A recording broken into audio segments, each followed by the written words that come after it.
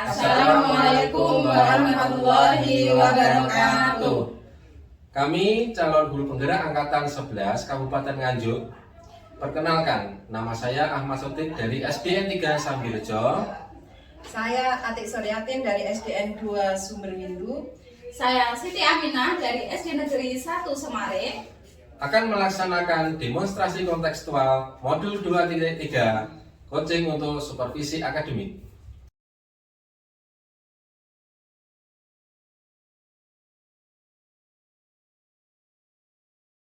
Selamat siang Pak Sotik. Selamat siang juga Bu Ati. Pak Sotik, apa kabarnya hari ini? Alhamdulillah baik Bu. Kalau Bu Ati sendiri bagaimana kabarnya? Alhamdulillah saya juga baik Pak. Mohon maaf sebelumnya. Pak Sotik, apakah ada waktu hari ini? Alhamdulillah kebetulan hari ini saya ada waktu senggang Bu. Ada apa ya Bu? Begini ya Pak Sotik, saya kan nanti akan melakukan coaching dengan Bu Aminah. Oh, bagus sekali Bu. Tapi di sini sebelumnya saya mau tanya dulu Bu. Iya Pak. Dalam coaching kan ada rubrik yang harus dinilai. Nah, kira-kira Bu Ati akan menerapkan rubrik penilaian seperti apa ya? Begini Pak Sotik, untuk rubrik penilaiannya pada saat nanti saya melakukan coaching, saya akan menggunakan alur tirta, yaitu ada tujuan, identifikasi masalah, kemudian rencana aksi, dan tanggung jawab. Jadi ya alur tirta ini nanti yang akan menjadi penilaian saya Pak Sotik. Oh, begitu. Untuk itu, nanti indikator tercapainya bagaimana Bu? Ya itu tadi Pak. Jika dalam percakapan coaching saya nantinya termuat alur tirta di dalamnya, maka indikator ketercapaiannya sudah tercapai. Kemudian, kompetensi yang ingin ditingkatkan oleh Bu Ati kira-kira apa ya? Nah, kompetensi yang ingin saya tingkatkan adalah saya ingin meningkatkan kompetensi dalam memberikan pertanyaan-pertanyaan berbobot Pak. Karena dengan pertanyaan berbobot nanti saya bisa menggiring dan menggali potensi yang ada pada coach saya untuk mendapat solusi dari permasalahan yang sedang dihadapi Pak. Wah, luar biasa sekali itu Bu. Berarti nanti Bu Ati akan memberikan pertanyaan-pertanyaan berbobot untuk coachingnya. Iya Pak. Baiklah, semoga kegiatan coaching Bu Ati berjalan dengan lancar. Amin, terima kasih Pak Sodik. Kalau begitu saya undur diri dulu, senang sekali. Saya dan mohon maaf jika mengganggu waktu Pak Sodik. Sama-sama Bu, tenang saja, tidak mengganggu. Assalamualaikum, selamat siang Bu Ati. Bagaimana kabarnya hari ini? Waalaikumsalam, selamat siang juga Bu An. Alhamdulillah sehat. Bagaimana kabar Bu An hari ini? Alhamdulillah saya juga baik Bu. Bu, saya ingin sharing dengan Ibu terkait kegiatan pembelajaran yang saya lakukan dan juga ada sedikit permasalahan dari pembelajaran saya. Sepertinya hal ini penting ya Bu yang mau diobrolkan. Iya Bu, mohon maaf. Apakah hari ini Bu Ati sedang sibuk? Mudah-mudahan enggak ya Bu ya, karena saya butuh sekali dengan Bu Ati hari ini. Oh enggak Bu, alhamdulillah hari ini santai, kebetulan tidak ada jam. Memangnya ada apa ya Bu? Iya Bu, saya ingin sharing. Saya itu sedang bingung Bu, terkait dengan apa ya, kegiatan pembelajaran. Saya ingin mendapatkan pencerahan dari Ibu. Wah sepertinya menantang ini ya. Apa tujuan dari obrolan kita ini Bu? Dari kegiatan sharing hari ini, saya ingin mendapatkan ide atau solusi, saran dan juga masukan-masukan mengenai permasalahan tentang rendahnya minat belajar beberapa murid saya. Karena apa? Setiap saya berikan evaluasi atau penilaian pembelajaran itu 80% dari mereka nilainya itu di bawah KKM. Jadi hanya 2-5 anak gitu yang di atas KKM. Oh, jadi Bu An ini ingin mendapatkan solusi ya dari permasalahan rendahnya minat belajar siswa Bu An. Nah, apakah Bu An tahu ini penyebab rendahnya minat belajar ini kira-kira apa? Ya Bu, saya mau cerita sedikit ya Bu ya. Sebagian murid saya ini minat dan juga motivasi belajarnya sangat rendah. Karena kelihatannya waktu saya mengajar atau memberikan pembelajaran di kelas, antusiasme mengikuti pembelajaran masih kurang. Kemudian mereka tidak bersemangat. Kemudian ada yang terkadang itu malah ngobrol sendiri dengan temannya, sibuk dengan kegiatannya masing-masing, tidak fokus serta kurang perhatian atau pendampingan dari keluarganya ya Bu ya. Hal itu terbukti ketika saya beri PR. Anak tersebut besoknya tidak lantas mengumpulkan PR yang saya berikan. Terkadang saya sampai menyampaikan di WA grup, mengingatkan kepada orang tuanya bahwasanya Bu, Bapak, hari ini anak Anda mendapatkan PR, tolong buku pelajarannya dicek dan sebagainya. Saya sampai seperti itu kepada wali murid. Lantas dalam WA tersebut itu tidak langsung direspon juga.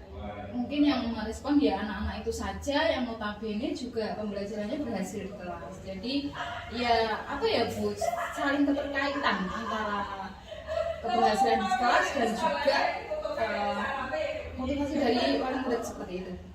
Oke, jadi ibu merasa bingung ya dengan keadaan murid ibu yang minat dan motivasi belajarnya rendah, yang karena disebabkan oleh kurangnya antusias, kurang fokus dalam mengikuti pembelajaran, serta kurangnya perhatian dari pihak keluarga seperti itu ya. Mungkin seperti itu Bu. Oh iya. Tadi kan Bu Am menyampaikan permasalahan yang Bu Am hadapi. Kira-kira menurut Bu Am, idealnya murid di dalam kelas itu yang bagaimana ya? Iya, kita itu sebagai guru kan bayangannya itu yang kepada murid mungkin apa kita yang paling tinggi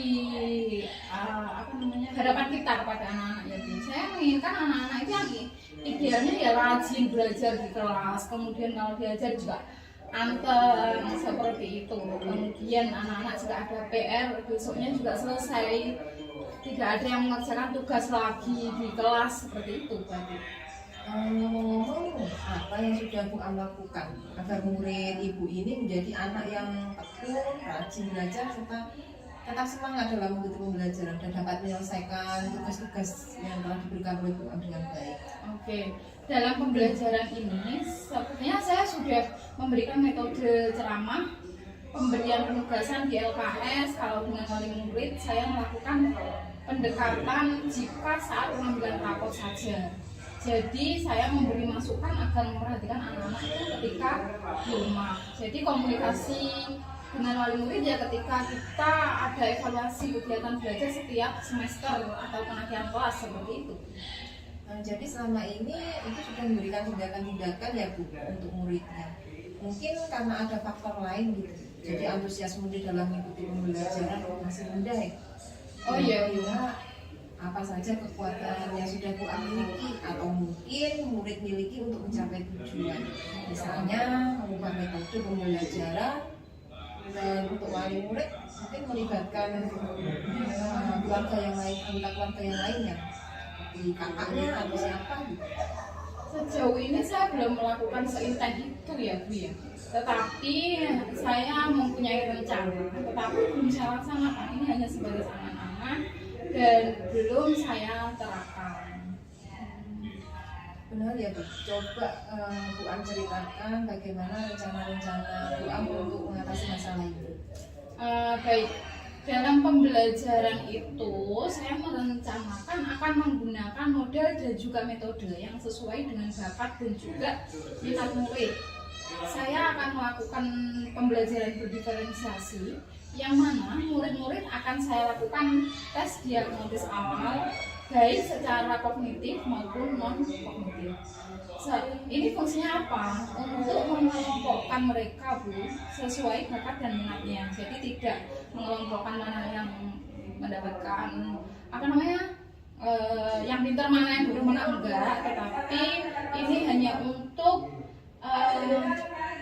melihat tingkat kemampuan kognitif agar bisa menerapkan model pembelajaran seperti apa yang tepat. Sedangkan untuk media saya akan memberikan media sesuai karakter belajar mereka. yaitu anak yang suka mendengarkan dan juga melihat gambar, saya akan beri tontonan video.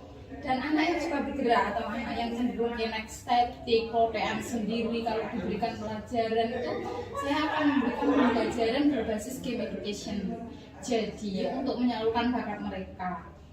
Sedangkan untuk mendekatkan ke orang tua, saya akan mengundang orang tua ke sekolah melakukan diskusi secara berkala dan juga pendekatan kepada orang tua. Seperti itu hal yang saya rencanakan Bu Ati. Nah, itu ide yang luar biasa Bu Am. Oke, kira-kira ide-ide dari Bu Am tadi ke depannya bisa atau tidak untuk membuat antusias dan minat belajar murid-murid itu meningkat? Saya rasa bisa ya Bu ya, karena saya amati anak-anak itu sekarang kan tidak lepas dengan gadget, terutama saat menonton YouTube dan juga game dalam kehidupan sehari-hari. Jadi kalau nanti saya memberikan media berupa tontonan video, kemudian evaluasi berupa Google Form atau kuisis seperti itu ya Bu ya, serta memberikan anak-anak itu game-game seperti word wall, itu kan anak-anak lebih tertarik dalam pembelajaran yang akan saya lakukan. Oke. Kira-kira dari yang Bu Am sampaikan tadi, Bu Am bisa menceritakan kembali rencana yang Bu Am lakukan. Oke, saya akan merubah metode pembelajaran yang saya lakukan Bu. Yang awalnya saya hanya menggunakan metode ceramah, menulis di papan tulis dan juga memberikan tugas-tugas di LKS. Saya merubahnya dengan cara memberikan variasi berbagai metode pembelajaran. Saya akan memberikan media interaktif sesuai bakat dan minat mereka, serta benda-benda real serta game education dalam pembelajaran. Sedangkan untuk menjalin kolaborasi dengan wali murid, saya akan melakukan pendekatan dengan mengundang wali murid diskusi di sekolah seperti membentuk paguyuban, seperti itu Bu. Wah, luar biasa Bu Am. Ini ide-ide yang direncanakan sangat bagus. Kira-kira apa upaya dari Ibu untuk mencegah terjadinya kegagalan dari strategi yang ingin Ibu lakukan? Baik, untuk mencegah terjadinya kegagalan, saya tentunya akan mengevaluasi dari rencana yang saya buat. Selain itu, saya juga akan merefleksi pembelajaran yang saya lakukan, memantau indikator ketercapaian belajar siswa setiap kali selesai pembelajaran. Jadi, misal ada kegagalan dari strategi pembelajaran saya ini, saya bisa langsung memberikan umpan balik dan juga alternatif lain. Sedangkan untuk memantau sejauh mana perhatian wali murid kepada anaknya ketika pembelajaran di rumah, saya akan membuat program buku penghubung yang selama ini off dan juga pasif dilaksanakan. Sebenarnya dulu sudah ada buku penghubung, hanya saja akhir-akhir ini memang off. Nah, ini saya ingin saya aktifkan kembali seperti itu. Berapa lama nih jangka waktu untuk mengukur tingkat keberhasilan dan melihat adanya perubahan proses dan motivasi belajar murid tersebut? Oke, ketika dilakukan secara intens, saya kira 2 minggu sampai 1 bulan sudah cukup kelihatan. Baik, dalam memperjuangkan sebuah tujuan itu kadang kan kita di tengah jalan kayak halo gitu ya Bu. Nah, kira-kira apa yang membuat Bu Am bertahan untuk menjaga komitmen tersebut? Kalau saya pribadi, hal itu lebih ke panggilan jiwa ya Bu ya. Kadang kan saya melihat anak-anak itu seperti saya melihat anak saya sendiri.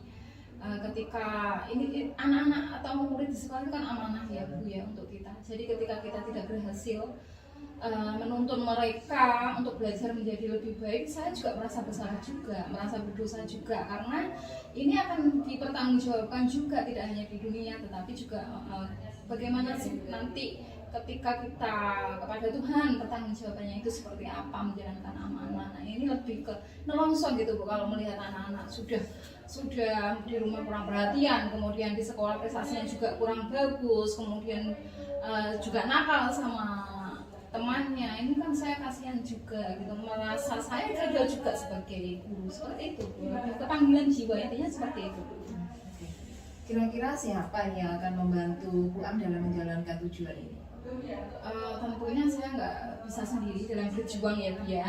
Saya akan melibatkan guru mata pelajaran lain dalam kegiatan dan juga pengawasan pembelajaran ini.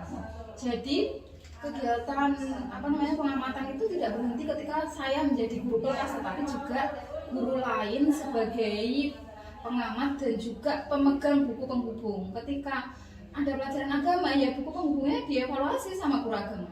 Ketika ada pelajaran PJOK, buku penghubungnya akan dievaluasi dengan guru PJOK. Jadi semua berkolaborasi seperti itu, Bu. Tentunya saya juga akan melibatkan kepala sekolah juga seperti itu, Bu. Luar biasa Bu Am. Nah, menurut Bu Am, apa yang sudah didapatkan dari percakapan kita kali ini?